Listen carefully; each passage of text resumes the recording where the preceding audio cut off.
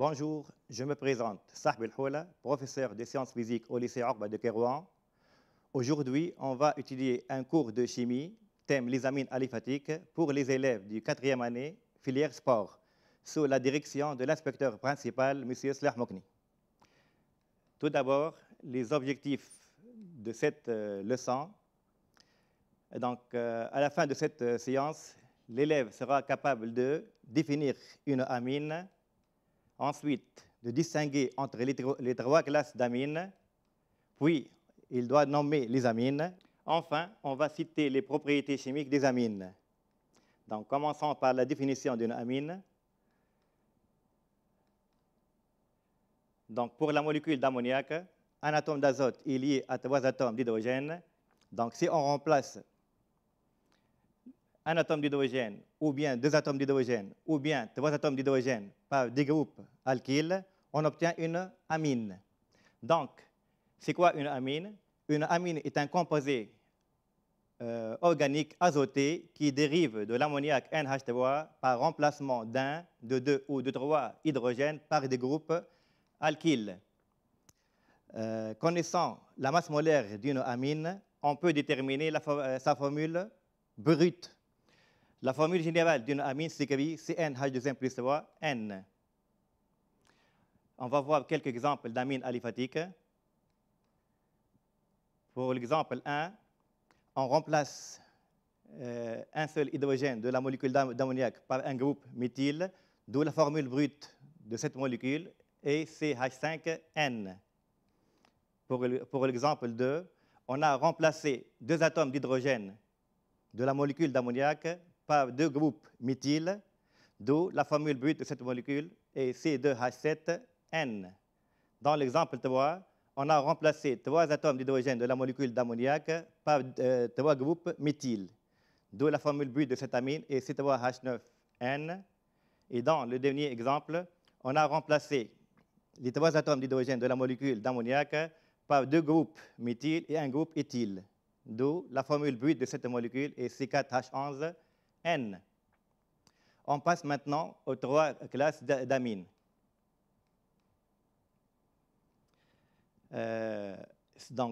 Si on remplace un seul atome d'hydrogène de la molécule d'ammoniac par un groupe alkyle, on obtient donc une molécule de formule générale RNH2, appelée aussi amine primaire. Maintenant, si on remplace 2 atomes d'hydrogène par 2 groupes alkyles, on obtient une amine type RNHR', qui est une amine secondaire. Et si on remplace les 3 atomes d'hydrogène de la molécule d'ammoniac par 3 groupes alkyles, on obtient une amine type NRR', qui est une amine tertiaire. Donc, selon le nombre d'atomes d'hydrogène remplacés dans la molécule d'ammoniac par les groupes alkyles, on distingue les amines primaires, secondaires et tertiaires. Historiquement, la désignation amine primaire, secondaire et tertiaire fait référence au nombre d'atomes de carbone liés à l'atome d'azote. Maintenant, on passe à la nomenclature des amines. Il existe 2 méthodes pour nommer une amine. Ou bien on utilise la nomenclature systématique, où on considère l'amine NRR', comme un alcane qui porte la fonction amine, ou bien on utilise la nomenclature usuelle, où on considère l'amine comme un dérivé d'ammoniac NH3, dont les hydrogènes sont remplacés par des groupes alkyles RR'. On va commencer par la nomenclature systématique. Pour la nomenclature systématique, le nom d'une amine est obtenu en remplaçant le E dans le nom de l'alcane par amine pour dire alcanamine. Pour la nomenclature des amines primaires type RNH2, on doit donc indiquer que la position du groupe NH2 est indiquée par un indice qui désigne l'atome de carbone auquel celui-ci est attaché. Comme exemple, on considère cette amine. L'alcane correspondant à cette amine possède un seul atome de carbone. Donc, le nom de l'alcane correspondant est le méthane. Et on doit remplacer la terminaison E du nom méthane par la terminaison amine, d'où le nom de cette amine est le méthanamine. Pour l'exemple 2, donc, le nom de l'alcane correspondant à cette amine possède 2 atomes de carbone. Le nom de l'alcane est l'éthane. On doit remplacer la terminaison E de l'éthane par la terminaison amine, d'où le nom est l'éthanamine. Pour l'exemple 3, l'alcane correspondant à cette fonction possède 3 atomes de carbone. Le nom de cet alcane est le propane. Et ici, on doit indiquer l'indice du carbone fonctionnel qui est l'indice 1, d'où le nom de l'amine est le propane-anamine.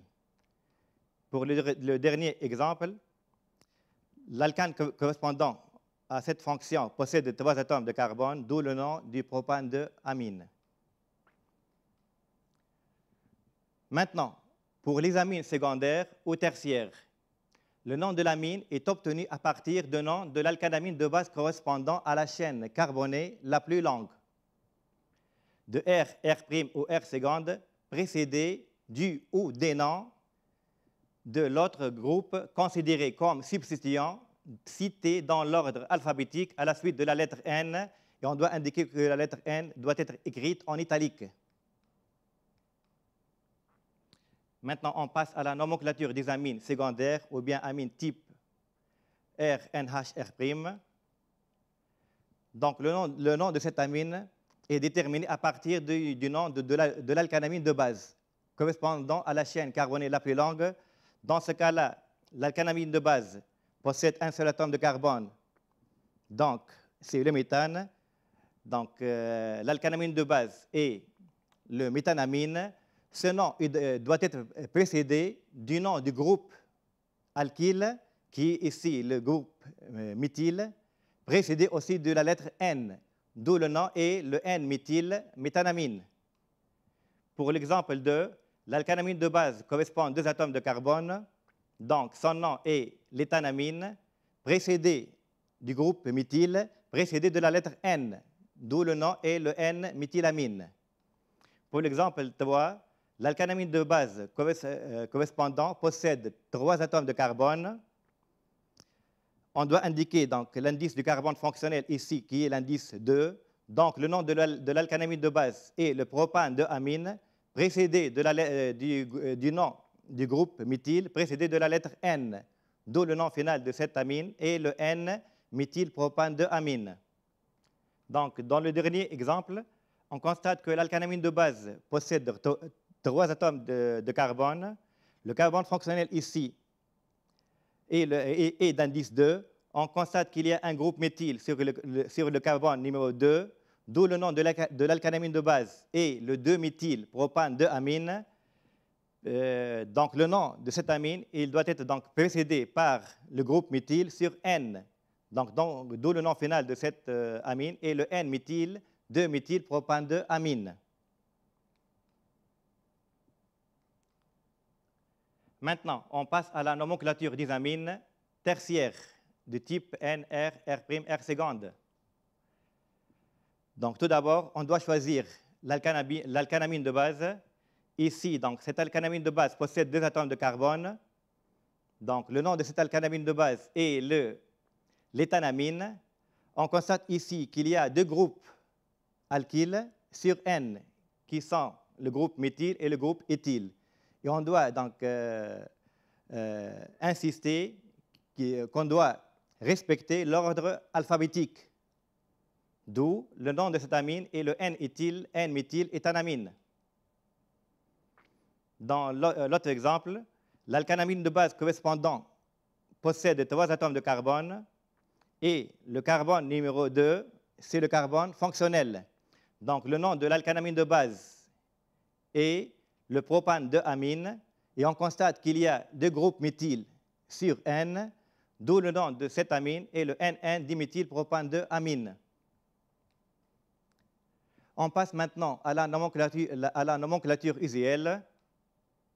On considère l'amine comme un dérivé d'ammoniac NH3 dont les hydrogènes sont remplacés par des groupes alkyles R, R' et R seconde. Comme exemple, donc, ici, on constate que dans la molécule d'ammoniac, on a remplacé un atome d'hydrogène par un groupe méthyle, d'où le nom est le méthylamine.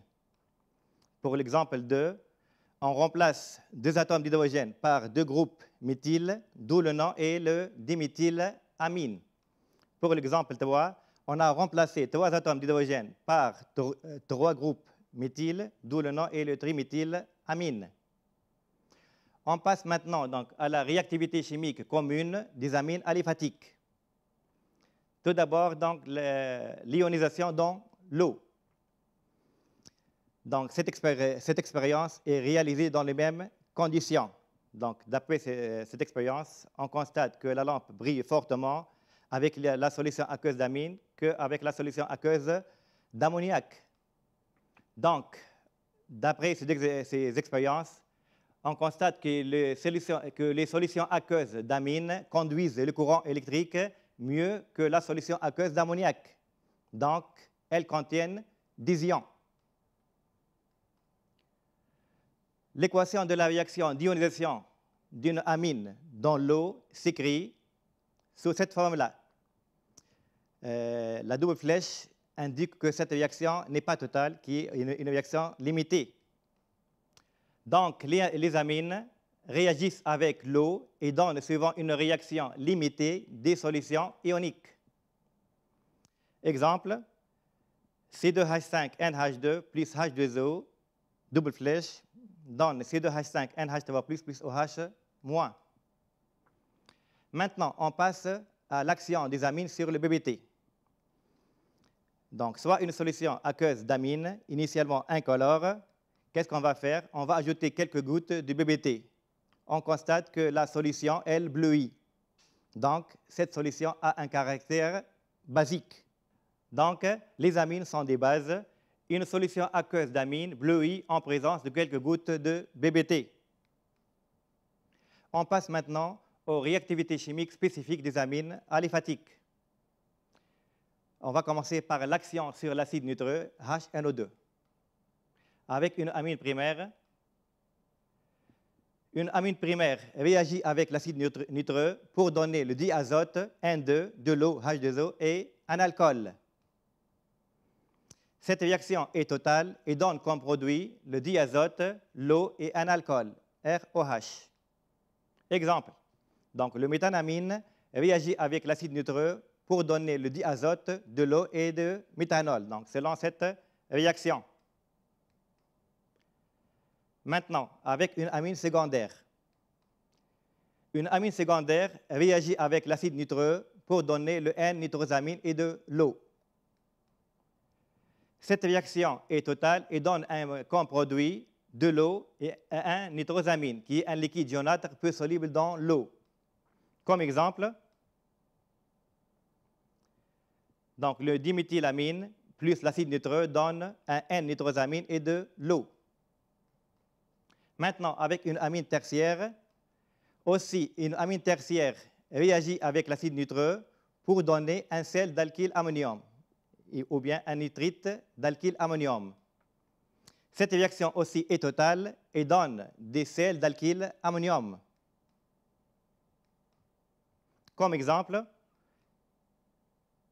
le triméthylamine réagit avec l'acide nitreux pour donner le nitrite de triméthylammonium, selon cette réaction. Et enfin, on va voir donc l'action des amines sur le chlorure d'acyle, appelé aussi acylation. Cette réaction est possible donc seulement avec les amines primaires et secondaires et elle est impossible avec les amines tertiaires. Donc le chlorure d'acyle réagit avec une amine primaire ou secondaire pour donner une amide et le chlorure d'hydrogène. Maintenant, on passe à un exercice d'application. Donc, on va voir ce tableau. La première question, c'est compléter le tableau ci-dessous. Dans ce tableau, on considère 3 amines, A, B et C. Dans l'amine A, on donne le nom de cette amine, qui est le NN-diméthylamine, selon la nomenclature systématique, ou bien le triméthylamine, selon la nomenclature usuelle. La première question, donc, on va déterminer tout d'abord la formule semi-développée de cette amine, qui est cette formule. À partir de cette formule, on va déterminer sa formule brute, qui est C3H9N.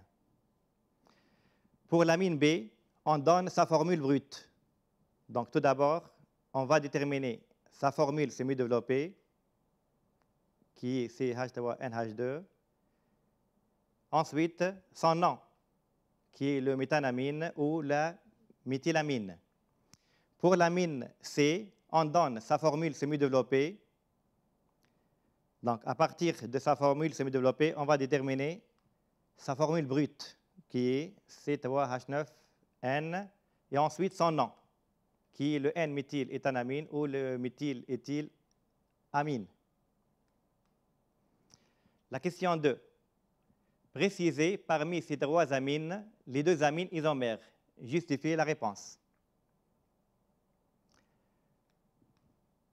Donc, les 2 amines isomères sont A et C, puisqu'elles ont la même formule brute, C3H9N, et 2 formules semi-développées différentes. Troisième question, identifiez par sa formule semi-développée l'amine qui, par action sur l'acide nitreux, HNO2, donne un N-nitrosamine et de l'eau. Justifiez la réponse. Pour qu'une amine donne un N-nitrosamine et de l'eau par action sur l'acide nitreux, il faut qu'elle soit une amine secondaire. Donc, c'est l'amine C de formule semi-développée, CH3NH, CH2CH3. La 4e question, l'action de l'acide nitreux sur l'une des deux autres amines donne un alcool. Petit a, identifiez par son nom cette amine. Justifiez la réponse. Pour qu'une amine donne un alcool par action sur l'acide nitreux, il faut qu'elle soit une amine primaire, c'est l'amine B, le méthanamine. 4e, petit b, écrire en formule semi-développée l'équation chimique de cette réaction. CH3NH2 plus HNO2 donne N2 plus H2O plus CH3OH. Merci pour votre attention et bon courage.